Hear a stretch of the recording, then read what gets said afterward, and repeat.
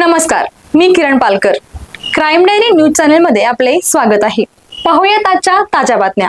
मिरजेतील मंगळवार पेठ परिसरात लहान मुलींच्या भांडणातून एका महिलेने दुसऱ्या महिलेस मारहाण केल्याची फिर्याद पोलिसात देण्यात आली आहे. या प्रकरणी मिरज शहर पोलिसांनी सदर महिलेविरुद्ध गुन्हा दाखल केला आहे. 5:30 वाजण्याच्या सुमारास मंगळवार पेठ परिसरातील नांदणीकर गल्ली येथे ही घटना घडली आहे.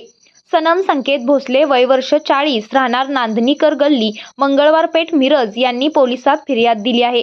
मिरज शहरात पोलिसांनी अर्चना अजय कत्तिरे, राहणार नांदणीकर गल्ली, मंगळवार पेठ या महिलेविरुद्ध गुन्हा दाखल केला आहे. याबाबत पोलिसात दिलेल्या फिर्यादीत म्हटले आहे की कत्तिरे यांची मुलगी व भोसले यांची मुलगी अंगणात खेळत असताना त्यांच्यात भांडण झाले. या भांडणाचा राग मनात धरून कत्तिरे यांनी भोसले यांना शिवीगाळ केली.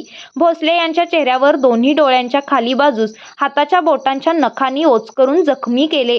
तसेच या ठिकाणी पडलेली काठी घेऊन भोसले यांच्या डाव्या हाताच्या पोटीवर मारले. तसेच काठीने मारहाण केली. या मारहाणीत भोसले या जखमी झाल्या असून त्यांनी दिलेल्या फिर्यादीनुसार मिरज शहर पोलिसांनी गुन्हा दाखल केला आहे.